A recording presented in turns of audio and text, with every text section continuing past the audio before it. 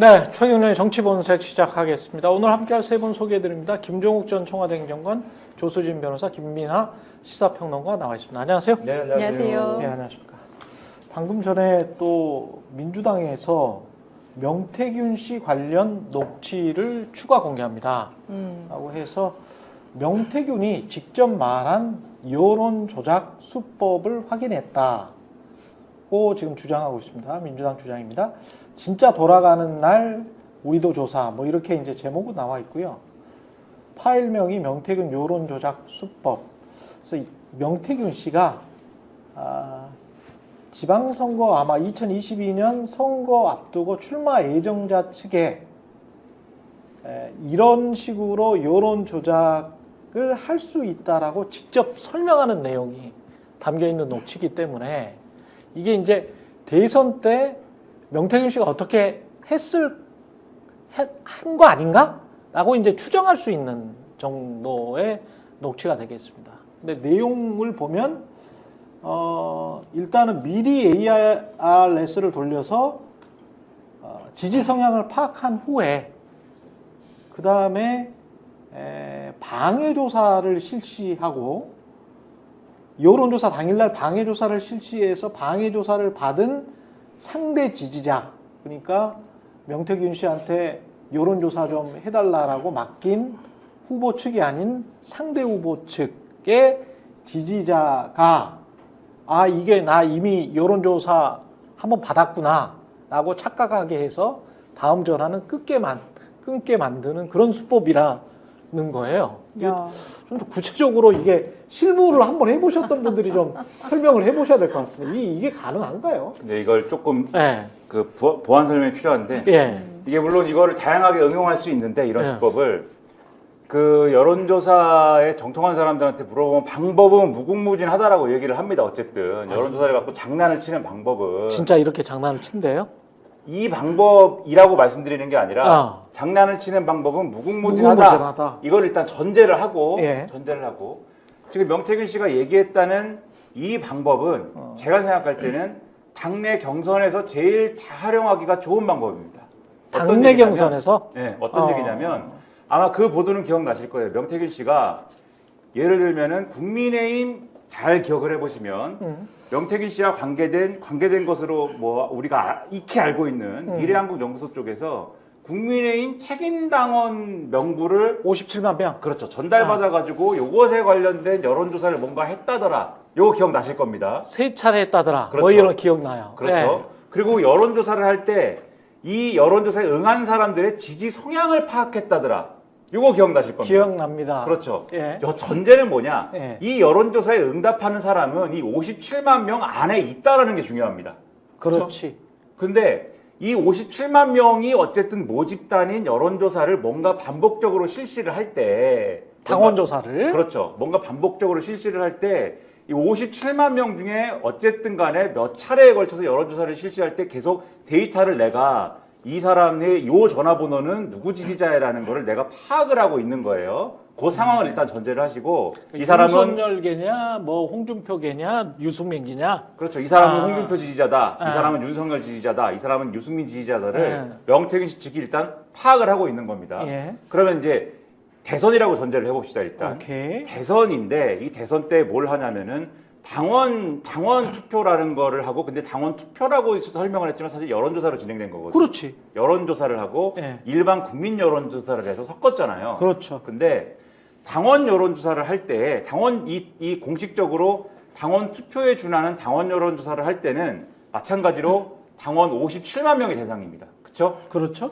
당원 바깥으로 나가지 않는 그렇죠. 여론조사예요. 당연하지. 근데 명태균 씨는 이 57만 명 중에 누가 누구를 지지하는지에 대한 데이터를 알고 있어. 100%는 아니더라도 네. 알고 있습니다. 그러면 네. 이 공식 여론조사가 이제 당에서 진행하는 경선에 해당하는 여론조사가 진행이 될 때 명태균 씨가 가령 홍준표 지지자한테 여론조사를 동시에 이 당에서 진행되는 공식 여론조사가 진행될 때 동시에 뭔가 여론조사를 같이 돌립니다. 홍준표 지지자한테만. 네. 요 홍준표 지지자한테만 돌리면 홍준표 지지자는 미래한국연구소나 명태균 씨 측에서 온 전화를 일단 먼저 받은 거예요. 네. 받아서 내가 여론조사에 뭔가 응답을 합니다. 근데 네. 이 홍준표 지지자는 경선에 내가 참여한다라는 인식을 갖고 있잖아요. 그렇지. 갖고 있잖아요. 그래서 그날 내가 경선에 참여하기 위해서 마음의 준비를 하고 있는데 전화가 온 거예요, 어디선가. 그렇죠. 그리고 여론조사에 응답을 한 겁니다. 아이고 잘 됐다. 그렇죠. 나는 홍준표. 나는 홍준표 지지자입니다. 네. 하는 거예요. 근데 그 다음에 이제 당에서 하는 공식 여론조사 전화가 옵니다. 예. 그리고 또 전화를 또 받는 거예요. 예. 또 받았을 때는 내가 아까 여론조사 전에 응답을 했는데 왜 전화가 또 오지? 이거는 뭔가 사고가 있나 보다. 내가 아까 전화에 응답을 했기 때문에 요거는 응답을 안 해도 될 것 같아. 끊어버립니다. 오케이. 그러면 어떻게 되느냐? 공식 여론조사에는 홍준표 지지자가 응답을 안 한 게 되는 거예요. 덜 잡힌다. 그렇죠. 그래서 결과를 놓고 보면은 홍준표 지지자가 결과적으로는 점수가 안 나오게 되는 거죠. 명태균 씨가 내가 요런 수법을 쓸 수 있다라고 지방선거에 나와야 되는 사람들한테 그 사람 예비 후보들이지. 그렇죠. 설명을 하고 있는 게 지금 이제 공개가 된 건데 지방선거에 출마하려는 사람들 입장에서는 경선을 통과해야 되는 과제가 있겠죠. 그래서 아마 요런 유인책을 지금 얘기하고 있는 것이 아닌가 좀 추정이 된다 이렇게 말씀드리겠습니다. 내가 당원들 명부를 다 가지고 있으니까 당신들이 일단 경선에서는 통과하게 도와줄게. 내가 도와줄 수 있어. 어떤 방법으로? 이런 방법으로 도와줄 수 있어. 이런 이야기군요. 이게 지금 저는 기상천외하네요. 이게 지금 심리학 전공하신 우리 김민하 평론가님께서 설명을 하셔야 되나 싶기도 한데, 그러니까 이게 심리학에서 조금 통계를 조금 배웁니다. 통계하고는 상관없습니다. 근데 녹취록에 보면은 뭐 이제 세 줄로 요약이 돼요. 우리가 상대 지지자한테 전화하지? 그럼 글만은 공식 전화 받았다고 하겠지. 그 다음에 자기 전화 받았다고 착각하는데 공식 전화 받겠냐? 이거예요. 아, 그렇지. 세 줄로 요약하자면은 그렇지. 내가 A 후보를 밀고 싶으면 그 여론조사 하는 날에 우리 수법은 이렇습니다. 여러분들 어떻게 경선 통과시켜 드리냐면 하면서 브리핑을 하는데 B 후보 지지자한테 우리가 그 공식 전화인 것처럼 여론조사를 막 돌려요. 그러고 나면 금마는 자기가 공식 전화 받았다고 생각합니다. 그래서 그 다음에 진짜 당에서 공식 전화 오면 받겠냐고요. 그렇지. 1677, 뭐 1688로 또 와요. 그럼 이거 또 오네. 나 아까 했는데 이러고 아예 안 받는다는 거예요. 근데 이 말을 명태균이 했다는 게 굉장히 중요하네. 대놓고 그냥 여론조작 수법을 말해버린 거잖아요. 근데 본인은 지금 이런 여론조작이랄지 공직선거법 위반과 관련해서는 마치 아무것도 없는 것처럼 지금 계속 잡아떼고 있는 상황이란 말이죠. 이 상황에서 이제 민주당이 이거를 딱 건드린 거야. 네가 지금 자꾸 정치자금만 이야기하고 있는데 그게 아니고 네가 진짜 한 역할은 여론조사 가지고 장난친 거 아니니? 요걸 이야기하는데 명태균이 스스로 부은 거지. 어떻게 보면 예비 후보들 앞에서. 그걸 조금 더 보완 설명을 하자면 명태균 씨의 지금 입장은 여론조사는 제가 그냥 좀 비아냥으로 설명드리자면 취미로 한 것이다라는 입장에 가깝습니다. 그냥 했다 내가. 내가 잘하니까. 네, 여론조사 그냥 내가 했고 그거를 뭐 윤석열 대통령 측에다가 무슨 뭐 그걸 주고 대가로 뭘 받아오거나 한 적은 없다. 그러면은 그 전화는 뭐냐? 은혜를 잊지 않겠습니다라고 얘기한 건 뭐냐? 그렇지. 그거는 국민의 한 사람으로서 김영선이라는 사람이 공천을 받았으면 좋겠다고 추천한 바는 있다. 그러니까 이게 대가 관계가 아니다. 여론조사를 한 것과 김영선 공천을 받아다 준 거는 대가 관계가 전혀 아니다. 이렇게 이제 주장을 하고 있는 그런 상황인데. 그렇지. 근데 지금 예를 들면 여론조사를 그냥 혼자 해본 게 아니라 조작을 했다.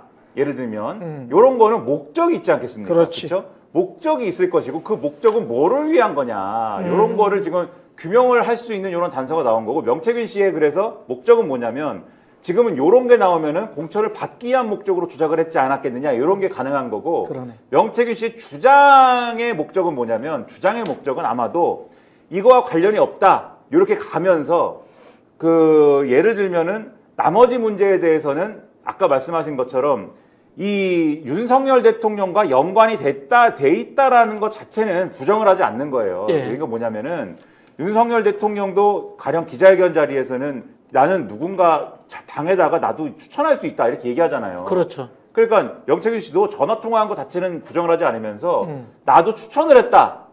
추천의 코드에 맞는 겁니다 서로. 아 그러네. 근데 죄는 아니다.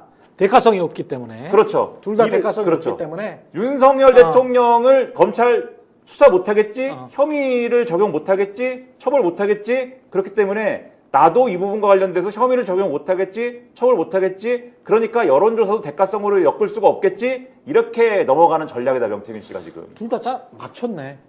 나도 추천할 수 있는 거 아니야. 국민의 한 사람으로서 추천할 수 있는 거 아니야.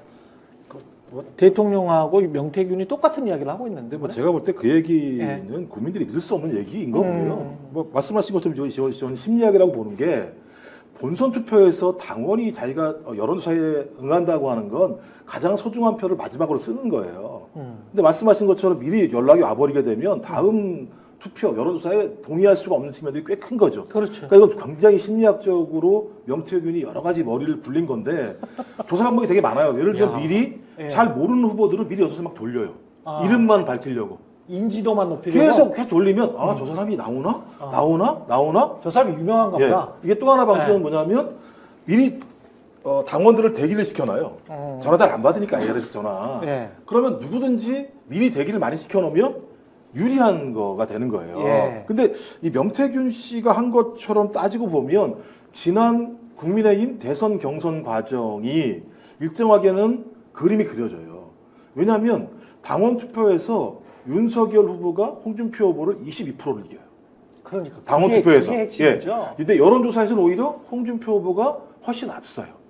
그렇다면 적어도 지난 국민의힘 대선 경선에서 윤석열 후보는 당원들의 압도적 지지에 의해서 대통령 후보가 된 거예요. 국민의 여론과 다르게. 그렇죠. 근데 이 명태균 씨가 얘기한 이 방식에 의한다면 본인이 57만 명 국민의힘 당원 명부 중에서 확인된 한 4만 정도의 샘플을 가지고 만약 홍준표 후보를 지지하는 사람한테 미리 ARS 여론조사를 돌려버리게 되면 이 지금 얘기한 녹취록 내용과 동일한 효과를 낼 수도 있는 거예요. 이건 추정입니다만 만약 이것이 그때 작동했다면 대단히 중대한 여론 조작이고 다른 것도 아니고 예. 국민의힘 대선 후보였었고 그다음에 지금은 대통령이 된 사람이 소위 여론조사의 조작을 통해서 될 수 있다라고 하는 것이 지금 녹취에 나와 있는 방식으로 이루어질 수 있다는 것이 확인된 측면이 꽤 크기 때문에 저는 이 문제는 상당히 심각한 문제다. 그리고 이것을 뒷받침해 주는 게 뉴스토마토가 아직까지 이제 저번에 보도한 내용인 거죠. 보도한 내용에 의해서 소위 이 국민의힘에서 여론조작이 벌어졌고 그 여론조작한 내용들을 가지고 여의도 리서치인가요? 한 군데밖에 안 했거든요. 국민의힘 네. 대선 경선할 때 예. 여의도 리서치 이걸 넘겼다라고 하는 진술이 있다. 근데 그 내용을 알고 있는 사람이 공식적으로 지금 얘기를 안 하고 있기 때문에 이런 내용이 나오거든요. 그럼 이 세 가지를 결합해 보면 아 그럴 수도 있었겠다. 그럼 좀 되게 중대한 사안이 돼버리는 거죠. 이 맞는 만약에 말씀이에요. 김종호 박사님 지난번에 선거에 한번 도전하려고 하셨는데 이런 일을 당했다 그러면 어떻게 하시겠어요? 뭐 어떻게 합니까? 난리가 나죠. 그리고 근데 이제 지금은 다 끝났기 때문에 상관이 없습니다만 제가 볼 때는 지금 윤석열 후보 같은 경우는 대통령이 되는 순간 공소시효가 중단이 되기 때문에 그렇지.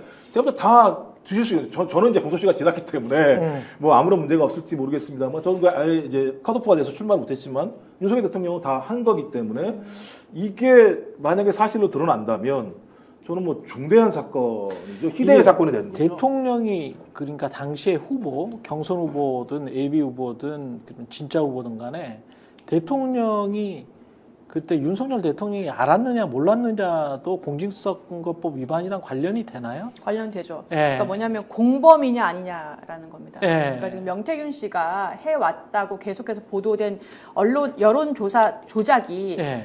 홍보성 조사 말씀하신 대로 네. 그리고 청년 가중치를 둔다든가 해서 결과를 조작하는 조사 그렇지. 그리고 오늘 민주당에서 공개한 이 2022년 3월 대선 이후의 녹취라 그래요. 이것은 가장 공식조사. 공식조사를 가장해가지고 그렇지. 공식조사에 응할 뻔했던 사람들의 기회를 뺏은 거예요. 페이크 여론조사네. 그렇죠. 페이크 그래서 여론조사. 이런 여론조사를 네. 했다면은 공직선거법에서 처벌하는 형사처벌하는 여론조사 조작 행위에 해당하거든요. 예. 근데 6개월이 지금 지났습니다. 전 이 사건에서 제일 문제가 지금 지나오면서 검찰이 손 놓고 있다. 이게 굉장히 문제라고 보는데 손 놓고 있어서 공직선 창원에다가 배당해서 수사 검사도 없는 수사팀에다가 배당해갖고 6개월 묵혀서 지금 공직선거법 위반은 6개월 공소시효 완료됐어요. 예. 그런데 만약에 대통령이 이것의 공범이다. 라면 어떻게 되느냐. 대통령은 취임하는 즉시 공소시효가 정지되잖아요. 그렇죠. 그러니까 공직선거법 위반 공소시효가 남아있어요. 그러네. 그래서 대통령은 처벌 가능성이 있게 되는 거고 공범이 되려면 어떻게 해야 되느냐? 나에 대해서 이러한 허위 여론조사가 실시되고 있다는 걸 본인도 인지하면서 그것을 허용한 경우, 이거 좀 미필적 고의라는 것도 있어요. 이거 좀 이상한 거 아닌가? 여론조사가 이렇게 나올 수도 있나? 내가 이렇게 인지도가 없는데? 그리고 이 사람은 계속 그걸 설명을 한단 말이에요. 그럼 사실 본인도 내가 허위 여론조사 해주세요! 라고 하지 않았더라도 알면서 묵인했으면은 공범인 거죠. 방조범입니까? 공동정범입니까? 주도적으로 본인이 행동을 한 것이면은 공범이라고 봐야 되겠죠. 방조범은 하기 좋게 도와주는 정도. 근데 이제 윤석열 씨는 모르지만 김건희 씨는 좀 알았다. 그럴 경우도 있잖아요. 그럴 경우를 상정할 수밖에 없어. 왜냐면 많은 경우에 그런 것 같기 때문에. 오빠가 네. 아는 게 없어가지고. 오빠가 아는 게 없어가지고 무식해가지고 그럴 수도 있기 때문에 그럴 경우는 어떻게 되는 거죠? 그런데 이제 사인인 김건희 씨가 그 대선 후보 옆에서 사실상 캠프를 조정하면서 그렇게 좀 하는 거 뭐 좋지 뭐 하면서 여마시 쪽으로 서로 이제 오간 거야. 그래서 명태균은 신나서 더 일을 하고 만약에 그랬다면 어떻게 되는 겁니까? 이게 만약에 공동 정범이 예. 윤석열이 아니고 예. 김건희다. 이론상으로 하면 야 이런 경우 그냥 없으니까. 김건희만 관여했다라고 하면 김건희 씨는 사인이니까요. 예. 사인이고 뭐 공소시효 정지될 대통령직에 있지 않기 때문에 예. 김건희 씨와 명태균 씨의 이 공직선거법 공소시효는 다 완료가 됐다고 봐야겠죠. 예. 그런데 저는 이게 김건희 씨하고 윤석열 대통령하고 계속 가르는 게 예.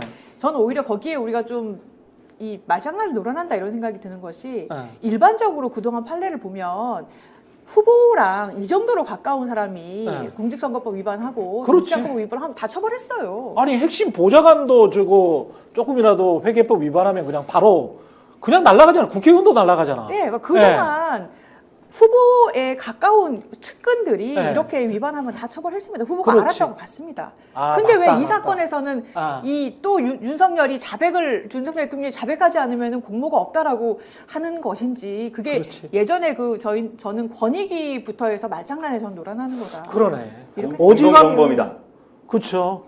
아니 운전기사랄지 보좌관이랄지 이런 사람이 선거법을 위반했으면 그 국회의원직이 다 날아갔었잖아요. 그랬었죠. 예. 아니 그리고요. 그런 사건도 굉장히 그러니까 많았는데. 명태균 씨 말에 의하면 자기가 여기까지 올라온 가장 중요한 이유가 서울시장 보궐선거, 그다음 이준석 당대표 만든 거, 그다음에 대선 경선에서 윤석열 대통령이 만든 거 이런 내용들을 한 거잖아요.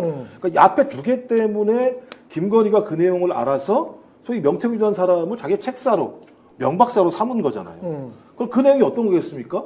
영적인 건 아닐 거 아닙니까?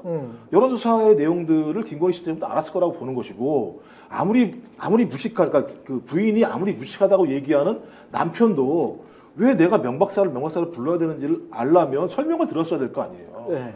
전 그럼 이 내용에 대해서는 어떤 형태로든지 꼭 구체적으로 예를 들면 우리가 컴퓨터 기사 옆에 있는 사람이 컴퓨터 내용을 다 알아야 되는 게 아니잖아요. 컴퓨터에서 어떤 일이 벌어지는지에 대해서 그 효과만 알면 되는 건데 저는 그 효과를 갖다가 윤석열 대통령 그 당시 후보가 몰랐다? 저는 이해가 안 돼요. 저는 알았을 거라는 생각이 드는 것이고 안 내용들이 있으니까 본인이 계속 보고를 받았겠죠. 본인은 보고를 받지 않았다고 얘기합니다만 여러 가지 정황에 의하면 보고를 받은 것이고 간접적으로도 보고 받은 거죠. 아니, 김건희 씨가 여론조사 해가지고 자기가 만들어가지고 대통령한테 보여줬겠습니까? 그럼 누군가 왔을 거라는 걸 알았을 거잖아요. 그럼 저는 다 인지됐을 거라고 생각하는 거예요. 이 정황 자체들을. 예. 근데 그걸 아니다라고 얘기한다? 말씀하신 것처럼 옆에서 들어가지고 그것을 용납한 사람도 처벌이 되는 상황인데 예. 같이 부부가 이 내용에 대해서 몰랐다라고 얘기를 했을 때 그걸 검찰은 그렇게 감사할지 모르겠습니다만 전 법원은 절대 통하지 않을 거라고 생각했죠. 그러니까 이 범죄의 전체 범죄인 것으로 추정되는 전체 그림이 출마한 것은 윤석열 대통령 아닙니까? 예. 그리고 당선된 것도 윤석열 대통령이에요. 김영선 의원 공천을 약속해 준 이 실행을 했다라고 얘기하는 것도 윤석열 대통령이에요. 그리고 이 명 선생님하고 우리 미륵불 명 선생님하고 관계를 맺은 거는 김건희 여사예요. 그리고 무슨 뭐가 어쨌다 이런 얘기를 뭐 김영선 의원의 공천을 예를 들면은 뭐 하는 것이 좋다 이런 얘기를 한 건 김건희 여사예요. 그러니까 이게 일종의 역할 분담이 있는 것처럼 보이지 않습니까? 그러니까 이런 경우에 무슨 뭐 알았다 몰랐다 이런 얘기를 저는 할 필요도 없는 것이고 역할 분담이 분명히 있는 거지 않습니까? 그리고 공동의 인식이 있는 거지 않습니까? 그럼 뭐 더 이상 얘기할 필요가 있는가 이거를 전체의 범죄의 구성 요건을 봤을 때 이거는 무슨 뭐 그런 뭐 다른 무슨 뭐 법적인 어떤 부분을 얘기할 거리도 아닌데 지금 돌아가는 분위기는 이걸 검찰이 칠 수가 없으니 윤석열 대통령과 김건희 여사를 칠 수가 없으니 명태균 씨의 진술, 김영선 전 의원의 진술, 그다음에 뭐 이런 것들을 요렇게 저렇게 짜맞춰가지고 이걸 어떻게 벗어나 보려고 하는 판을 지금 그리고 있는 거 아니냐는 의심이 지금 강하게 든다. 이게 좀 골치 아픈 부분이죠. 벗어나려고 하는 판 같은 게 이제 정치자금법인데 정치자금법도 그렇게 해서 윗선을 다 자를 수가 있나요? 지금 드러나는 핵심 의혹 중에서 가장 큰 게 지금 이야기하는 대선 때 여론조사를 거의 공작을 한 게 아니냐, 조작을 한 게 아니냐, 그거 하나 하고, 두 번째는 그 81차례 여론조사의 대가로 김영선을 2022년 6월에 재보궐 선거할 때 김영선을 공천한 거 아니냐, 그 대가성. 요거 두 개는 이제 어떻게 보면 따로따로예요. 네. 그렇잖아요.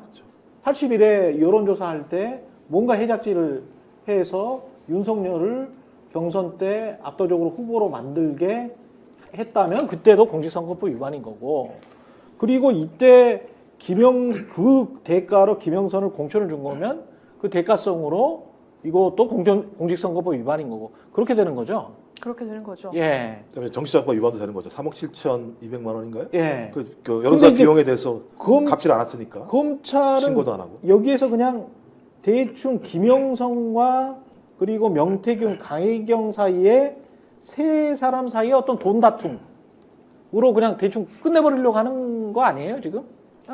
그래서 네. 저는 검찰이 지금 손 놓고 있는 게 제일 문제라는 것이, 저는 명태균 씨가 이제 2번 검찰에 조사받으러 가면서 지난주에 왔다 갔다 하면서 왜 기자들 앞에서 이제 브리핑하고 뭐 인터뷰도 했잖아요. 근데 거기서 본인에 대한 그 기자들의 그 의혹에 대한 그동안 본인 목소리 다 나온 녹취록들에 대해서 물어보는 기자들한테 한마디로 정치자금법 위반 아닙니까? 라고 얘기하는 걸 듣고서 아, 저거를 이제 저렇게 축소를 해서 그렇지. 이 사건은 정치자금법 위반이고, 그러면은 김영선 의원하고 본인하고 강혜경 씨 간에 그냥 돈 다툼일 뿐이고, 그렇지. 이렇게 꼬리 자르기로 했구나. 그리고 저는 이 명태균 씨가 거의 90% 100% 구속될 거라고 생각했거든요.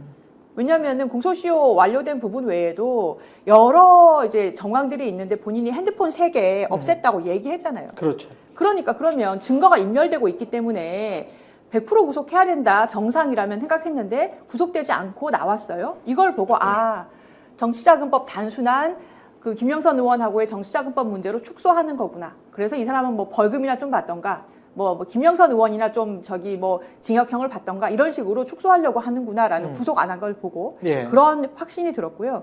근데 말씀하신 대로 이게 정치자금법 위반 사건만이 아니잖아요. 그렇죠. 지금 온 국민이 다 알고 있지 않습니까? 대통령 목소리까지 나온 바람에. 그렇죠.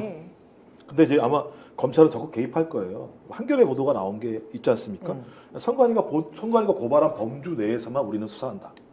아. 그러니까 이제 정치자금법으로만 올라왔기 때문에 우리 거기에 한해서 수사를 하는 게 맞다라고 얘기를 했고, 아니 이런저런 얘기 많이 나오지 않습니까? 아, 우린 그것도 검토는 해보겠다. 살펴는 보겠다. 이렇게 얘기를 했어요. 그러면 이제 검찰이 적극적으로 개입에 들어가는 거죠. 그러니까 이 사건을 정치자금법 위반이라고 얘기하는 서로의 다툼으로 돌변시키고 구속영장을 청구를 할 수밖에 없을 거예요. 대신 부실하게 청구하겠죠. 우리 옛날 다 봤잖아요. 부실하게 청구를 해서 여러 가지 명확한 증거들은 다 빼고 빠져나갈 수 있는 도움만 대강 만들어서 청구를 하고 법원이 어떻게 판단하든 말든 검찰은 그 정도만 하면 된다는 생각을 할 것 같고, 또 더 놀라운 건 이 사건 말고도 그 도이치모터스 주가조작 사건 관련해서 보도 나온 게 있잖아요. 손 씨라고 얘기하는 1심에서 무죄가 났다가 2심에서 이제 상고를 했잖아요. 검찰에서. 근데 상고했을 때 그런 거잖아요. 손 씨는 주식자에 대한 전문 지식이 없다. 이렇게 상고를 했대요. 그래놓고 저기 김건희 씨 사건에 대해서는 손 씨는 단순한 전주가 아닌 전문 투자자다. 이렇게 얘기하는 작자들이에요. 여기는 전문 지식이 없다라고 상고를 하고, 여기는 전문적인 투자자라고 예를 들면 얘기를 하는 이중적 잣대를 갖고 있기 때문에. 그리고 김건희 일반 투자자라서 기소하지 않는 것이다. 그렇죠. 그렇게 이야기를 한 거죠. 그렇죠. 이제 이 상고한 내용을 모르고 넘어갈 거나 아니면 한참 나중에 알 거라고 생각했던 거죠. 근데 그럼 이것도 마찬가지겠죠. 그럼 저는 딜이 있다고 볼 수밖에 없는 거죠. 그러니까 용산에 딜이 있지 않고서야 이렇게 일이 벌어지겠는가라고 생각할 수밖에 없고, 검찰은 충분한 시간을 벌어주는 거죠. 일부러 압수수색도 뒤늦게 하고 짐 빠진 다음에 하고 핸드폰도 가서 직접이 아니라 명태균 씨 자식 핸드폰만 가져오는 방식. 그러니까 제가 볼 때는 이건 뭔가 짜여진 각본이 만들어졌다. 어느 순간부터. 그리고 거기에 맞게 명태균은 지금 연기를 하고 있다. 이 부분을 잘 보셔야 되는 게 윤석열 대통령 검찰 입장에서는 윤석열 대통령하고 김건희 여사한테만 안 가면 됩니다. 그렇지. 나머지는 뭐 예. 창원 내에서 일어난 일로 만들면 되는 거예요. 그러면 명태균 요 검찰 입장 요런 것이고 김영선 전 의원의 입장은 김영선 전 의원도 나만 빠져나가면 되는 겁니다. 그러네. 명태균 씨, 강혜경 씨는 잡혀가도 돼요.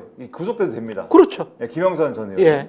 명태균 씨 입장도 나만 살면 됩니다. 근데 그렇지. 예. 여기 하나 더 플러스 내가 살기 위해서는 윤석열 대통령과 김건희 여사로 올라가는 검찰 얘기를 막아야 됩니다. 여기 입장에서는. 명태균도. 그렇죠. 요 상황에서는 윤석열 대통령과 김건희 여사하고는 한 배를 타야 돼요. 그래야 내가 살 수 있다. 이렇게 인식하는 거예요, 지금. 예. 그래서 그렇다고 해서 완전히 윤석열 대통령과 김건희 여사하고의 인연을 부정하면 그거는 명태균 씨가 구속이 됩니다. 그렇기 때문에 명태균 씨가 지금 얘기하는 게 아까도 말씀드렸지만 윤석열 대통령이나 김건희 여사하고의 인연을 완전히 없다고 얘기할 수가 없어요. 그렇기 때문에 인연은 있다. 얘기를 했다. 전화를 했다. 이걸 부정하지 않는 거예요. 그런데 그 전화의 성격 그리고 요구한 내용은 그냥 추천이다. 사적인 거다. 그렇죠. 그러니까 예. 윤석열 대통령도 추천했지 않느냐 당에다가. 그러니까 나도 추천한 것이다. 내가 추천한 거를 처벌하려면 윤석열 대통령이 추천한 것도 처벌해야 되는데 그렇게 할 거냐? 그렇게 하지 않지 않느냐? 대가성이 아니다. 이렇게 가는 거고 그 다음에 명태균 씨의 구속 여부는 제가 볼 때는 물론 이제 구속이 안 되는 쪽으로 뭐 할 수도 있겠지만 명태균 씨가 그거를 믿고 있는 측면도 있겠지만 제가 볼 때는 구속이 될 가능성도 있어요. 뒤통수 맞을 수가 있단 말이에요. 명태균 씨가. 어떻게? 왜냐면은 이렇게 가는 거거든요. 지금 얘기가. 이게 창원 내에서 일어난 일로 정리하려면 어떻게 해야 되냐면은 그러면 김영선 전 의원실에서 명태균 씨가 세비를 반을 가져간 거가 설명이 돼야 되잖아요. 그렇죠. 이게 설명이 돼야 되는데 명태균 씨는 여기에 대해서 이런저런 얘기를 하는데 빌렸다고 그러잖아요. 빌려준 거를 받았다라고 그러고 뭐 이런저런 얘기를 하는데 이게 설명이 그런 방식으로 되지가 않지 않습니까? 그렇기 때문에 이게 그런 방식으로 설명이 되지 않기 때문에 이게 그러면 어떻게 되는 거냐면은 명태균 씨가 실제로는 공천을 받아다 줄 능력이 없으면서 공천을 받아다 줄 것처럼 하여서 사기를 친 거다. 그렇죠. 사기를 쳐가지고 돈을 뜯어내고 이런 구조로 가는 거예요. 김영선은 원래 되는 게 확실했는데 명태균이 사기쳐서 명태균은 돈을 뜯어냈고 김영선은 당에서 정당한 방법으로 이렇게 공천을 해보니 김영선이 너가 적임자네 해가지고 정통한 방법으로 김영선은 공천이 된 것일 뿐이다. 그렇죠. 그렇게 이제 검찰은 설명하려고 한다. 아마도 그럴 것이다. 그러면은 명태균 씨는 돈을 가져간 게 설명이 안 되니까 이분은 정치자금법이나 무슨 뭐 이런 정치자금법상의 문제도 있겠지만 공직선거법이나 이런 게 아니라 뭐 사기 이런 걸로 들어갈 확률이 제가 볼 때는 있을 것 같고 모르겠습니다. 이거 검찰이 이제 수사 내용을 봐야 될 것 같지만 그러네. 그럴 가능성도 있다. 그럴 가능성 제가 뭐 법에 대해서는 뭐 전문가 아니니까. 아니 9천만 원을 설명을 해야 되니까. 그렇죠. 요 설명이 돼야 되니까 그 부분이 있고 그다음에 김영선 전 의원 입장에서는 뭐가 어찌됐든 간에 이거를 뭐 강혜경 씨가 명태균 씨가 내 돈을 돈이 없이 뺏어갔다고 지금 주장하잖아요. 그렇지. 그건 설명이 안 되죠. 그렇죠. 자기가 국회의원인데 네. 자기가 국회의원이고 의원실에서 자기 세비가 반이 없어지는데 그거를 강혜경 씨가 몰래 뺏어갔다 이게 말이 됩니까? 그렇기 때문에 이 그리고 부분은 녹취록이 이미 나왔잖아요. 그렇죠. 네. 이 부분은 김영선 전 의원이 어쨌든 간에 그 국회의원의 의원실에서 벌어진 일에 대해서 책임이 있는 거지 않습니까? 그럼 이 부분은 정치자금법 위반이죠. 어쨌든 간에 무슨 의도든 간에. 그렇지. 이 명태균 씨한테 속아 넘어간 거든 간에 무슨 다른 의도가 있는 것이든 간에 그럼 제가 볼 때 이분도 구속되는 것이다. 이렇게 정리할 가능성이 있는 거 아닌가 상당히 의심이 됩니다. 그러면 자연스럽게 윤석열 대통령 김건희 여사에 관련돼서는 검찰이 이 부분은 건드릴 필요가 없는 거죠. 그러면. 그러네. 아니, 일단 두 가지 확인되는 건 있어요. 예. 1억 2천만 원은 공천 대가로 준 거다라고 그 준 사람이 검찰 가서 진술을 했어요. 예. 그러니까 이제 공천 대가를 받은 거예요. 그럼 근데 지방선거 나오는 사람. 네, 그죠. 예. 이제 문제는 이거 갖다 이제 강혜경한테 돌릴 거냐 아니냐의 문제만 남아 있는 거예요. 또 하나가 홍준표 최측근에게 1억을 빌렸다. 여론조사를 하기 위해서. 그러니까 여러 가지가 얽혀 있는 상황이고 저는 검찰에서 구속을 시키면서 충분히 설명이 가능하다고 봐요. 그러니까 명태균 씨한테 설명이 되는 거죠. 당신이 그냥 잠깐 들어갔다 나오면 돼. 왜냐? 김성태 사례가 분명히 있습니다. 김성태 들어갔다가 연어회 먹고 그다음에 뭐 육회 먹고 법인카드가 그 사람 동선 따라 따라다니게 만드는 방식을 통해서 어느 순간만 수사하다가 그냥 내버려두면 끝나는 거거든요. 그러니까 제가 볼 때 이건 진술 세미나가 검찰과 명태균 사이에서 벌어질 수 있는 측면이 분명히 있기 때문에 말을 어떻게 할지는 모르겠습니다만 들어가도 너무 큰 문제가 없어. 이 사건이니까. 뭐 예를 들면 집행유예로도 끝날 수 있는 거고 제가 볼 때 이 문제 같은 경우 나와서 살면 되는 거니까. 이종호 씨도 그렇고 권오수 씨도 그렇고 다 뭐 구속 잠깐 당했다가 다 나와서 집행유예 상태로 그렇게 살고 있으니까요. 근데 네. 더 무서운 건 이제 차도산 일이 벌어질 수 있다라는 거죠. 이 사건 때문에. 예. 김소연 변호사 이렇게 얘기하는 거 보면 제가 볼 때 이준석 한동훈 죽일 거라고 봐요. 이걸 통해서. 예를 들면 어떻게? 이준석 사건이 이미 나왔잖아요. 뉴스토마토에서 나온 내용이 있으니까 그거 조지면 되거든요. 근데 자 찾아봐가지고. 여기에서 자 명태균은 저 권력도 없고 그렇다고 쳐요. 그런데 이준석 같은 경우는 자기를 또 죽이려고 하면 지난번에 이제 성매매 관련해서도 혐의를 겨우 벗어났는데 자기를 또 죽이려고 하면 가지고 있는 게 너무 많을 텐데.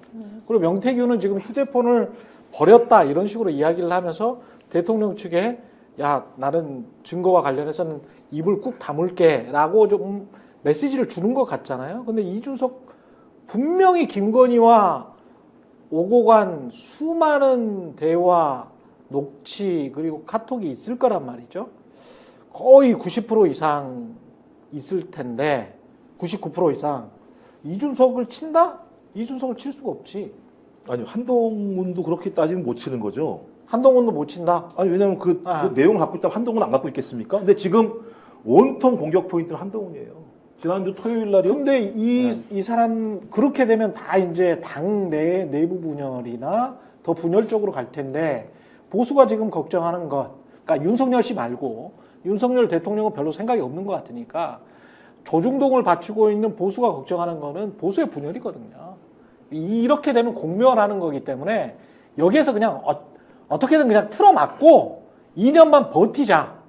또는 한 가지 방법은 대통령이 정말 개과천선해서 개헌을 먼저 주장을 해라. 주장을 하고 뭔가 받아들이고 그리고 결자 정리를 하는 그런 상황으로 가는 것. 그러면 보수가 다음에도 정권을 잡을 수 있다. 요거잖아요. 그게 이제 조중동끼리 조금 다른데 네. 동은 특검 받자입니다. 특검 받자. 네, 동아일보는 특검을 받자여서 어떤 기자들이 요건 기자들 얘기입니다. 기자들이 이제는 동아일보를 그런 식으로 부릅니다. 동결해냐 이렇게. 정결해냐? 보수계의 정결이냐? 진보된 거예요? 네. 그러니까 뭐 네. 실제 그렇다기보다는 이 기자들이 이제 놀리는 거죠. 네. 동결회의인가 이렇게 하는데 네. 어떤 기자가 그랬다. 기자들이 네. 일부 네. 이제 기자들끼리 얘기해요. 네. 언론계니까. 예, 그렇죠. 예, 놀리듯이 예. 이제 그렇게 얘기를 하는데 어쨌든 동아일보는 특검 받자예요. 중앙일보는 눈치 보는 것 같고 아 이거 어느 쪽으로 해야 돼? 어느 쪽으로 풀어야 돼? 근데 어쨌든 잘하자 분위기인 것 같고 중앙일보는 대충 잘하자. 조선일보는 전략적 휴전 분위기입니다. 전략적 휴전으로 가야 된다. 그러니까. 네, 전략적 휴전 분위기인데 뭐냐면은 윤석열 대통령이 지금 기자회견을 여기서도 어제가 뭡니까? 지난주에 많은 이제 사실은 말씀드렸지 않습니까? 그런 기자회견이 세상에 어디 있습니까? 그게 뭡니까? 예? 보수의 모든 우주의 기운을 몰아줬는데도 그렇게밖에 못하지 않습니까?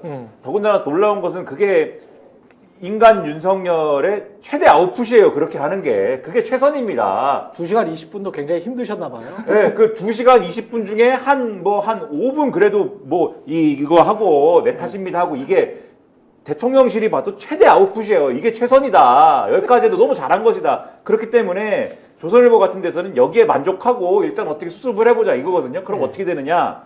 한동훈 대표가 바로 메시지가 나온 게 대통령 기자회견 바로 다음날 메시지가 나온 게 이제부터는 실천이 중요하다 이렇게 가는 거잖아요. 그렇죠. 빠른 실천이 필요하다. 이게 전형적인 전략적 휴전 분위기로 가자는 거고 대통령이 지금 벼랑 끝에 완전히 내몰려 있기 때문에 한동훈 대표가 이제 등을 밀면은 이제 벼랑 밑으로 떨어질 건데 그렇게 하기보다는 손을 내밀어 갖고 여기다 빚을 좀 안겨주고 윤석열 대통령 쪽은 한동훈 대표를 조금 이제는 당분간은 좀 덜 미워하고 그리고 한동훈 대표 쪽이 요구했던 뭐 김건희 라인 정리나 이런 거를 일부 좀 하는 게 아니고 김건희 라인을 정리하는 게 아니고 조금 성의 표시를 하고 그래서 관광공사 지원했던 사람만 그만두고 이러잖아요. 플러스 알파로 누구 몇 명 좀 그만두면 안 돼요? 이런 걸 좀 하고 개각을 당장 하지는 않는데 한동훈이 시키는 대로 하는 것 같으니까 당장 하지는 않는데 그리고 원래도 한다고 했으니까 조금 하는데 이상민 행안부 장관을 윤재욱 전 원내대표 정도로 바꾸고 예. 예? 요 정도 하고 뭐 이렇게 티내는 걸로 그 다음에 핵심은 특별감찰관을 시키는 대로 하느냐 요걸 두고 아직은 정리가 안 된 것 같은데 요런 거를 대통령실은 하고 그러면 또 한동훈 대표는 뭘 하느냐 특검을 당론으로 반대하는 거를 좀 걸어줘서 8표 이탈을 최대한 막는 어떤 가이드라인을 만들어 주는 걸로 이렇게 전략적 추전을 하는 걸로 지금 가는 거거든요. 근데 요렇게 가는 거를 조선일보나 요런 쪽은 지금 요 만들고 포착하고 요렇게 간다. 네. 근데 이제 요런 갖고 되겠느냐. 근데 이제 여권은 그런 움직임인 거는 같은데 야권이 흔들기를 계속하고 있고 시민들은 야 이거 당신 나가는 게 낫겠다. 그냥 하야하는 게 낫겠다. 그렇게 지금 이야기를 하고 있는데 김건희 특검을 지금 야권에서는 특히 민주당이 지금 좁히려고 하고 있지 않습니까? 예. 도이치 주가 조작이랄지 명태균과 관련된 여론조사 안 받을 수 없는 공천 개입 법률, 요거 법률. 딱 두 가지만 그냥 하자. 그러면 무슨 뭐 양평이건 뭐건 뭐 이상한 거 굉장히 많은데 최상병 사건 800에 7070 이상한 거 굉장히 많은데 일단 이거 두 개만 하자. 그리고 3자 특검 네가 제일 처음에 말 꺼냈잖아. 한동훈 네가 말 꺼냈는데 그것도 우리 받을게. 3자 특검도 대한변협이든 뭐 대법원장이든 받을게. 이쪽으로 이제 하는 거거든요. 결국 이제 정치라는 게 명분 싸움이니까 요렇게 이야기하면 또 국민들이 봤을 때는 야 저것도 안 받으면 이상한 거 아니야? 근데 저는 그래서 네. 민주당이 지금 스탠스를 굉장히 잘 하고 있다라고 네. 봅니다. 그 뭐냐면은 이제는 막 넓혀서 할 때가 아니라 칼끝을 갈 때가 됐어요. 칼끝을 갈 때가.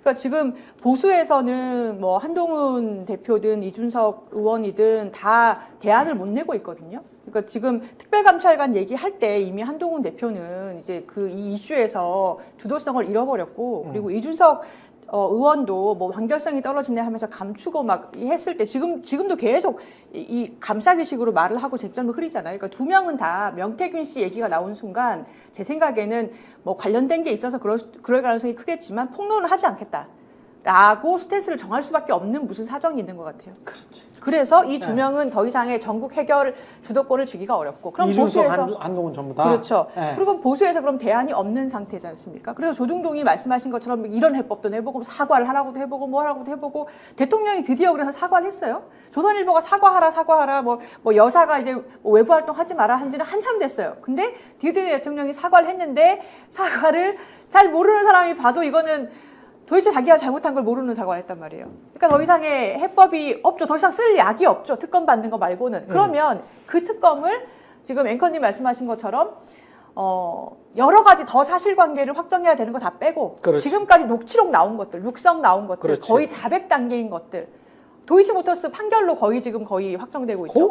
이거는 그리고 뭐 이제 그 아무리 봐도 멋쟁 방법이야. 해병방하고 해가지고 네. 그리고 또 하나 지금 이제 명태균 씨가 이 공천 대가성으로 김영선 회조라 영선이 김영선 네. 회조라 부분 이 두 개는 녹취가 다 있고 온 국민이 다 아는 상태란 말이에요. 지금 대통령 지지율 10%대로 내려갔지 않습니까? 그러니까 지금 특검 외에는 국민들께서 받아들이실 만한 대안이 없을 거예요. 개헌 얘기도 온건한 쪽에서 내지는 시민사회에서든 나오는데요. 그거 얘기해 보세요. 지금 댓글 보십시오. 엄청 분노하세요. 그러면 처벌하지 말고 그냥 이 상태로 넘어가자는 거냐. 특검해서 아니면 탄핵해서 처벌해야 된다. 이렇게 얘기하시거든요. 제가 볼 때는 그 윤석열 대통령과 이쪽은 다 막을 수 있다고 생각하는 것 같아요. 뭐든 다 막을 수 있다. 특검? 통과되면 어때? 내가 임명 안 하면 그만인 거지. 그러니까 예를 들면 특검을 임명을 안 한다고? 아니 안 할 수 있죠.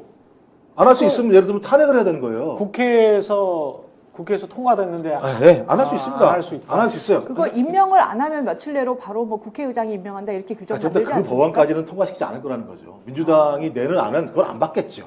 안 받겠죠. 그리고 끝까지 안 하면 방법은 탄핵밖에 없어요. 근데 이제 헌법재판소 가면 자신이 훨씬 유리하다. 아니, 그러니까 예를 들면 탄핵을 하려도 200명을 넘겨야 되는 거잖아요.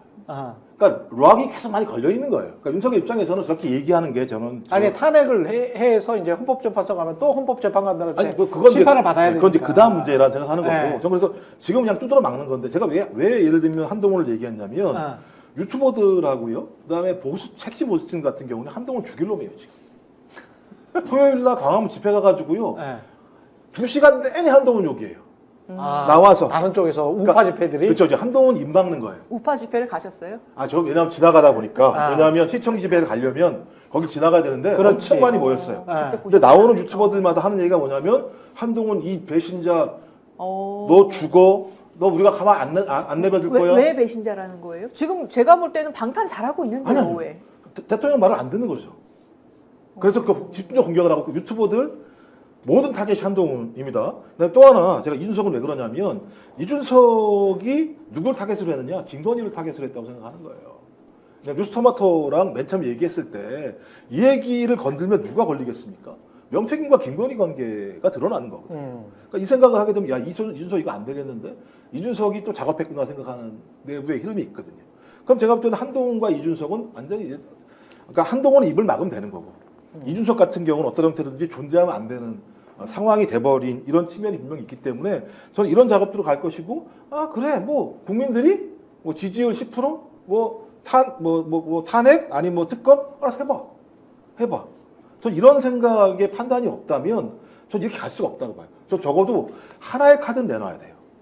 기자회견할 때. 나는 이게 되게 궁금한데 지금 국민의힘 내부에 한동훈 11.6대 대구에 가서도 욕 먹었잖아요. 그럼 국민의힘 내부의 윤빠 옛날에 과거에 이제 문빠라고 했으니까 제가 좀 그 용어를 한번 써볼게요. 윤빠가 있습니까? 뭐 윤파가 있어요? 없다고 말할 수는 없겠으나 국민의힘 내부에 없다고 말할 수는 없겠으나 네. 매우 소수인 것 같습니다. 국민의힘 지지율 상에 예를 들면은 여론조사 같은 거를 좀 해보면은 ARS나 이런 거 돌려보면은 윤석열 대통령 예를 들면은 이 지지자이기 때문에 긍정 답변할 수밖에 없는 질문 같은 걸 해보면은 잡히긴 잡혀요. 예를 들면은 요즘 같으면 이런 질문 해보면 되는 거예요.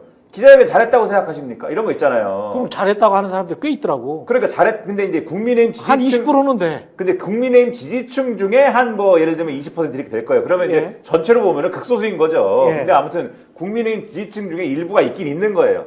근데 그분들은 이제 지금 말씀드렸듯이 극소수인 것이고 국민의힘 지지층 전체로 놓고 봐도 실제로 뭐 집회에 나온다든가 이런 적극성은 있겠지만은 그분들이 그렇게까지 이제 얘기할 수 그분들을 보고 이렇게 움직일 수는 없는 건데 다만 이 나라 어떤 나라입니까? 어쨌든 대통령이 하자고 그러면 할 수밖에 없는 나라 아닙니까?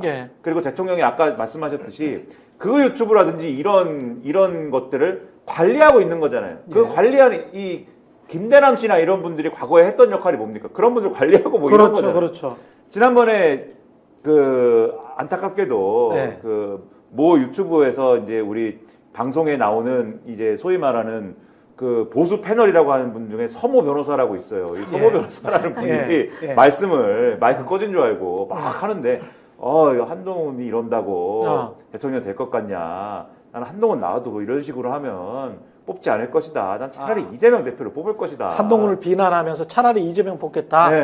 이게 이분들의 지금 상태거든요. 이분들의 상태이기 때문에 굉장히 지금 그 한동훈 대표에 대한 어떤 반감이나 이런 게 지속적인 대통령실의 관리와 그리고 그 자기들끼리의 어떤 그 확증 편향과 그 버블 속에 있기 때문에 요 효과 때문에 지금 아까 말씀하신 집회에서의 그런 구호나 이런 것들이 그래서 나오는 거다 이렇게 보시면 되는 거예요. 아니 왜 제가 그 말씀을 여쭤보냐면 지금 한국이 누구에 의해서 돌아가는지가 제가 궁금하더라고. 그럼 어차피 대통령이 윤석열이고 윤석열 대통령의 강성 지지층에 의해서 한국의 국정과 방향이 돌아가는 거라면 이 사람들의 생각이 중요하잖아. 근데 이 사람들은 그러면 이거를 지금의 이 상황을 김건희 씨에 대한 특검 없이 그냥 해결할 수 있다라고 생각하는 건가? 대체 어떻게 이 나라의 방향성을 잡고 윤석열 정부를 성공시키겠다고 하는 거지? 보수 극렬 지지자들은 도대체 무슨 생각인 거지? 그리고 그 지지층에 기대어서 국민의힘이 만약에 그 지지층에만 안주하고 있다면 그렇다면 국민의힘도 말짱 꽝인데 그런 생각이 들 수밖에 없잖아요. 합리적으로 생각을 한다면. 예? 말짱 꽝이죠. 네, 네. 말짱 꽝이고 그 버블에 갇히게 되면은 우리 편을 위한 어떤 생각만 하지 않습니까? 예. 우리가 정당해라는 생각만 하게 되고 그걸 위해서는 남이 잘못했어 이거를 먼저 생각하게 되거든요. 그렇죠. 다른 것보다. 그러니까 네. 한동훈이 잘못했어, 누가 잘못했어, 뭐 누가 이준석이 왼수야 이런 생각부터 하기 때문에 지금 저렇게 하고 있는 거고. 그리고 뭘 또 같이 생각하게 되냐면 이제는 우리가 잘했어라고 얘기할 만한 게 아무것도 없으니까. 없어. 그러다 보니까 아, 주가 봐봐. 오늘 저 삼성전자 55,000원대야 지금 보니까. 네, 뭐 미치겠다 진짜. 그러다 보니까 어떤 생각들을 하게 되냐면 네. 위기에 내몰렸을 때 일발역전, 뭐 재치 있는 어떤 걸 통해서 한 방에 뒤집기 뭐 이런 거를 생각하게 되거든요. 결국에는 그러다 보니까 지난번에 신모 변호사라고 있어요. 네. 때만 되면 이제 대통령의 멘토 뭐 이렇게 얘기가 나와가지고 혼나기도 해서 나 멘토 아닙니다라고 뭐 말하기도 하는 네. 신모 변호사라는 분이 천기누설을 한 번 했는데 네. 그분이 뭐라고 그랬냐면 탄핵 당해도 괜찮다. 탄핵을 당하면은 네. 헌법재판소에서 아마도 탄핵 사유가 없어서 기각이 될 것이기 때문에 그럼 대통령이 화려하게 부활을 해가지고 한 번 다 또 이렇게 정리를 딱 할 수가 있다. 근데 이 얘기가 사실 우리 스픽스에서 이제 스콕스 할 때도 한번 지난번 총선 때 한번 쭉 이제 기사에 일부 표현된 거를 제가 한번 소개해드린 적도 있는데 대통령실 관계자나 이런 사람들이 하고 다닌 얘기거든요, 사실 그 전부터. 심편 변호사 하는 말이 네, 그분이 혼자 하는 얘기가 아닙니다. 그런 생각을 진짜로 가지고 있는 거구나. 그 전부터 대통령실 일각에서 하던 얘기예요. 야당 일각에서 탄핵 얘기를 하니까 총선에서 지면 탄핵될 것도 같은데 그러니까 총선 때 무슨 얘기 나왔냐면은 극우 유튜브들이 막 그런 얘기했어요. 대통령을 지켜야 된다. 한동훈은 배신자다. 그런데 그렇게 싸우기 시작하면은 이제 의석수가 줄어들 거 아닙니까? 네. 백성만 지키면 된다. 탄핵 당하지 않을 정도만 지키면 된다. 한동훈을 혼내주자. 그런데 그렇게 해서 결국은 탄핵이 되더라도 헌법재판소에서 기각되고 부활하면은 우리가 되치게 할 수 있다. 이런 얘기를 그때도 대통령실 일각에서는 했단 말입니다. 그런 꿈이나 꾸고 있는 그런 상황인 거다 이게.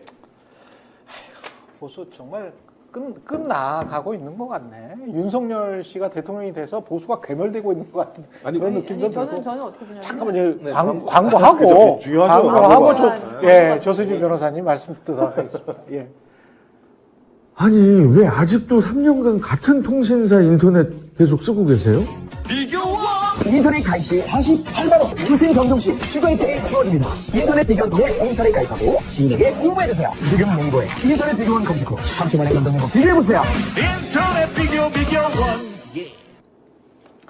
네, 인터넷 가입 혜택 비교하느라 시간 낭비하고 계시는 분들에게 3년마다 가입만 해도 현금 사은품을 주는 인터넷 비교원 소개합니다. 3년마다 가입만 해도 현금 사은품을 줍니다. 인터넷과 휴대폰 그리고 가전제품 렌탈을 비교원을 통해 가입할 때 최대 48만 원, 알뜰폰터는 휴대폰을 통신사만 변경해도 최대 30만 원, 정수기 렌탈 최대 30만 원, 총 최대 다 합하면 108만 원이 됩니다. 현금 사은품 혜택 원치 않을 경우 삼성 55인치 TV 선택 가능하고요. 인터넷 신규 가입 후 소개한 친구가 가입하면 신세계 상품권 4만 원을 무제한으로 드리는 이벤트도 진행하고 있습니다. 가입 시 스픽스 유튜브 보고 왔다. 고함량 비타민 B가 들어있는 웰세이브의 비타민 B 제품을 드리는 이벤트도 함께 진행하고 있습니다. 1670-2571, 1670-2571로 연락 주시거나 네이버에서 인터넷 비교원을 검색한 후 문의해 주시기 바랍니다. 예, 조수진 변호사님 하실 말씀이 예. 아니 중요한 광고를 했네요. 아닙니다. 예. 아니 그 이제 보수의 종말이냐 어떻게 되는 거냐 이게 헌법재판소 통과할 수 있을 것이냐 이제 그렇게들 생각들 하시잖아요. 예. 근데 저는 아까 앵커님 말씀하신 윤빠라는 거는 저는 없다고 봐요. 윤빨은 없다. 그러니까 윤석열 대통령이 당선된 것 자체가 처음에 어떤 본인의 조직이나 본인의 어떤 자생적인 그런 세력이 있어서 올라온 사람이 아니고 이런 세력 위에 꽃처럼 얼굴만 딱 따서 얹어진 모셔온 그냥 뉴페이스였던 거잖아요. 그러면 지금의 정권의 강성 지지층은 도대체 정체가 뭡니까? 저는 그분들의 정체가 뭔가를 저도 안 그래도 이게 왜 이렇게 안 무너지는 예. 거지? 이런 일이 이 역사상 있었나 하는데 생각을 해보니까 이분들이 누구예요 도대체? 박근혜 대통령 탄핵 때 네. 트라우마를 가지게 된 보수층 일 어. 거라고 생각해요. 그러니까 박근혜 대통령이 탄핵된 이후에 10여 년간 보수층이 굉장히 힘들었지 않습니까? 네. 세력을 갖지 못하고 그리고 총선에서 지금 계속 개패를 계속하고 있고 네. 수도권하고 서울 경기권은 아예 돌아섰어요. 이런 상황에서 상당히 위기감을 가지고 있을 텐데 또 한 번 이유가 뭐가 됐든 아무리 못났든 잘났든 간에 탄핵을 또 당한다? 그럼 본인들은 정말 다시 일어설 수가 없다. 이런 상당한 위기감이 있어서 어떻게든 끌고 가려고 어떻게든 5년을 끌고 가서 다음 정권을 창출하는 것 말고는 방법이 없다라고 생각하는 상당히 불안감을 가진 층이 있을 거라고 봅니다. 그러니까 말씀하신 것처럼 2016년 12월 달 아마 둘째 주인가요? 탄핵에 반대하는 사람이 12%예요. 그 와중에도. 그러니까 박근혜 대통령에 대한 국정운영 지지율은 5%지만 탄핵을 반대하는 사람은 12% 정도가 나왔었어요. 그러니까 대통령이 국정운영을 제대로 못하는 거에 대해서 나쁘게 판단하는 것과 탄핵을 다르게 보는 사람들의 친위가 분명히 또 따로 있는 거죠. 그러네. 예, 그래서 지금도 마찬가지입니다만 지금 17% 갤럽이 나왔습니다만 경제 같은 경우는 15%가 아주 잘한다라고 얘기하는 사람들이 존재하는 상황이니까 저는 한 15% 정도의 말씀하신 적어도 뭐 윤석열 대통령을 좋아하건 아니면 보수를 좋아하건 아니면 이재명 당대표를 뭐 싫어하건 이런 층들이 국권이 지키고 있다는 생각이 드는 것이고 또 무슨 얘기까지 나왔냐면 헌재 재판관들 3명인가 바꿔야 된다고 얘기를 하지 않습니까? 예. 민주당 몫이 2개, 국민의힘 몫이 하나? 무슨 얘기가 나오냐면 민주당은 추천하면 안 하고 국민의힘은 추천하면 한다라는 얘기까지 나올 정도의 상황이에요. 윤석열 대통령이. 예, 그런 얘기가 나온 거니까 지금 제가 볼 때 보수는 상식적이지 않은 방식을 통해서 자기의 이익 네트워크만 지키면 된다. 그리고 지켜도 끝까지 갈 수 있다라는 판단들을 지금 계속 하고 있는 측면들이 있는 거고요. 근데 이걸 깰 수 있는 방법이 뭐냐 이렇게 얘기하는 건데 일단 저희가 특검도 관철시키지 못한다면 탄핵, 개헌? 전 이건 어떤 분들은 그렇게 얘기해요. 뭐 개헌이 더 합리적인 방식 아니냐. 왜냐하면 서로가 협의를 할 수 있으니까 여야가 이렇게 말씀하시는 건데 저는 특검을 통과시키지 못하는 상황에서 개헌이든 탄핵을 얘기하는 건 말이 안 되는 얘기다. 전 지금 상황에서 저 야권의 능력은 어떤 형태로든지 특검을 관철시키는 것, 뭐 특검을 나중에 윤석열 대통령이 임명하건 말건 상관없이 여기에 대한 능력을 보이지 않는다면 다른 대안이라고 얘기하는 것이 어떤 의미가 있는지 잘 모르겠어요. 일단 기본적으로. 그래서 만만치 않은 상황이다. 그러니까 되게 상황은 좋은 것 같고 국정운영 지지율은 막 떨어지는 것 같습니다만 예. 이것이 자체가 곧 대통령을 끌어내릴 수 있는 힘이다라고 바로 직결할 수 없는 아주 제가 볼 땐 굉장히 팽팽한 선이라는 생각이 들어서요. 이걸 깰 수 있는 게 뭘까? 과거에는 태블릿 PC라고 하는 물건이 하나 나오면서부터 발생을 했는데 그건 저희가 다 과거에 경험했으니까. 근데 이번에 뭘까? 이걸 저희가 지금 몰라서 지금 헤매고 있는 거 아니겠습니까? 따지고 보면. 근데 전반적으로 그 이번에 트럼프 당선도 그렇고 결국은 그 기저에 꼴보수를 제외하고 말하는 겁니다. 그러니까 일종의 이제 절대 어떤 진보 진영이나 중도 진보도 안 돼. 한국은 지금이 좋아. 내 아파트 값은 그대로 그냥 지속돼야 돼라고 생각하는 정말 이기주의적인 꼴보수 집단을 제외하고 그분들 제외하고 생각을 해보면 그 왜 미국 대선도 미국의 민주당이 명확하게 대안을 제시를 못했고 4년 동안 노동자 계층의 편을 들어주지도 못했고 인플레이션 때문에 민생은 힘들었다. 그래서 민주당이 진 거다라고 이제 주장하는 이른바 진보주의자 또는 좀 더 나가서는 누가 집권해도 마찬가지야라고 생각하는 회의론자, 거의 무정부주의에 가까운 회의론자 그런 사람들이 좀 많아진 거 아닌가? 미국이나 한국이나. 그래서 지난번에 박근혜 탄핵해보니 그리고 문재인 정부가 들어왔는데 문재인 정부도 아이고 집값만 올려놓고 뭐 잘한 거 하나도 없대? 뭐 그럼 민주당 집권해봐야 뭐 잘하겠어? 특히 탄핵하고 뭐 이렇게 시간 없고 뭐 이런 상황에서 후루룩 뭐 또 다음 정권이 들어서면 이게 뭐 제대로 할 수 있겠어? 요렇게 이제 생각하는 여러 가지 생각을 가지고 있는 그 전형적인 회의론자들이죠. 이런 사람들의 비중이 지금 많아졌나? 전 세계적으로? 그런 생각도 좀 들긴 하더라고요.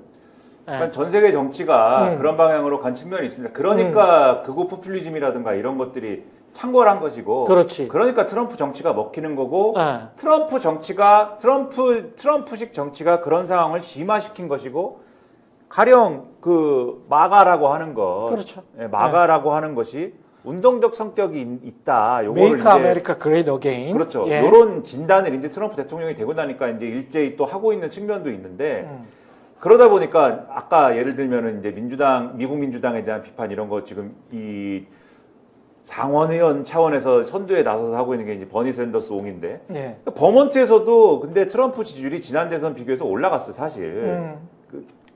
본인 그렇죠. 지역군데. 그렇죠. 그러니까 이런 문제들이 사실 있단 말이죠. 근데 저는 그런 걸 논하는 것에 있어서 사실 굉장히 델리킷한 문제인 게 예.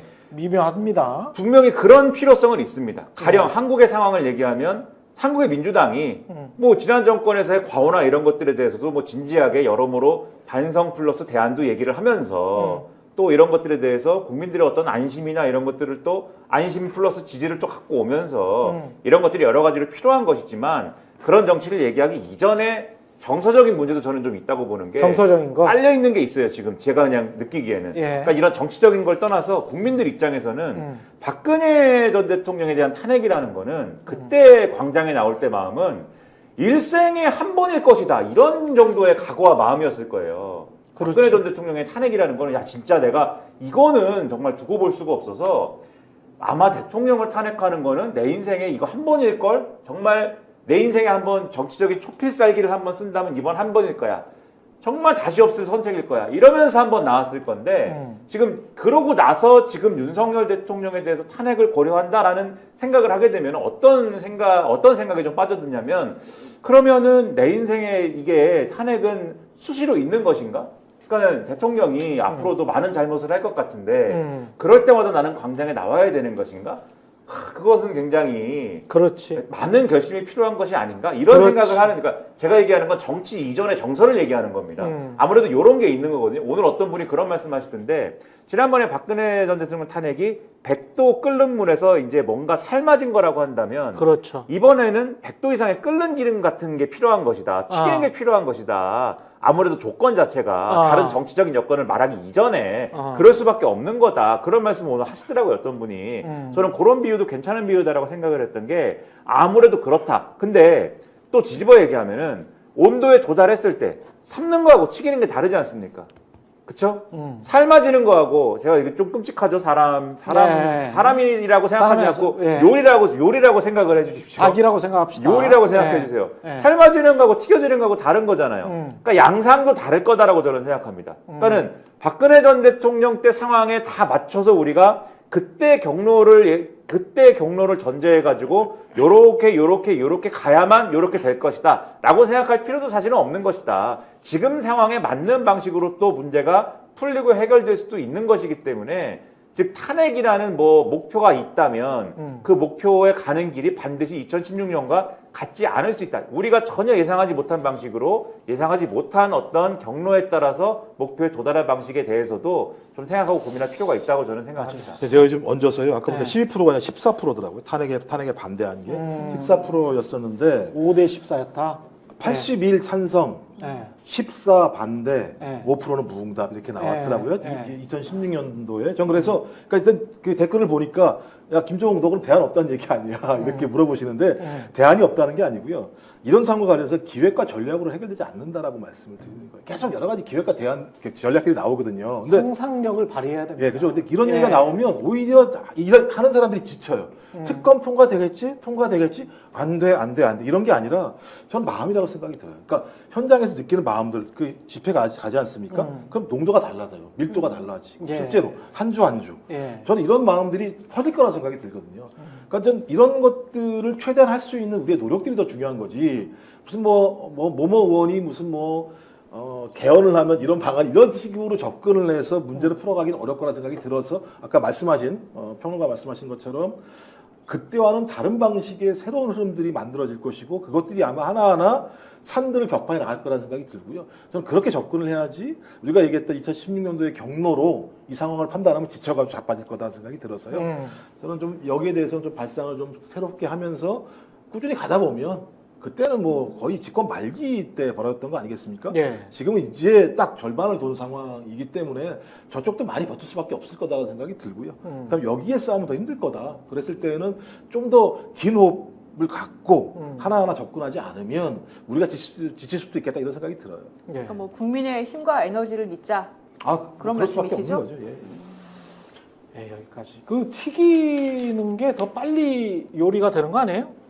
근데 온도에 도달해야 되지 않습니까? 아, 일단 튀기는 온도까지. 물을 끓는 거는 100도인데 기름이 끓는 거는 뭐 기름에 따라서 좀 다르죠. 올리브유와 콩기름에 끓는 점이 카놀라유에 끓는 점이 다 다르긴 한데 100도보다는 훨씬 높은 온도에서 끓지 않습니까? 네. 기름은 180도 정도 돼야 돼요. 그렇죠. 그리고 어떤 기름은 200도 이상 가야 되는데 거기에 도달하기 위한 어떤 그 화력도 문제일 것이고 시간도 문제일 것이고 이런 조건이 다르지 않느냐 이 말씀을 하시는 거죠. 그러네. 비유적으로 이게 참 맞는 것 같은 게 끓으려면은 끓일 대상 치킨 같은 거를 닭을 먼저 넣잖아.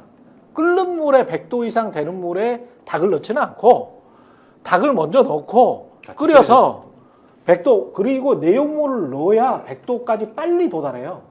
그게 이제 요리를 해보면은 그렇지 않습니까? 근데 튀기는 거는 180도에서 200도까지 올라간 다음에 확 넣었다가 확 빼야 맛있는 튀김 요리가 되기 때문에 저 빨리 익죠. 빨리 익고.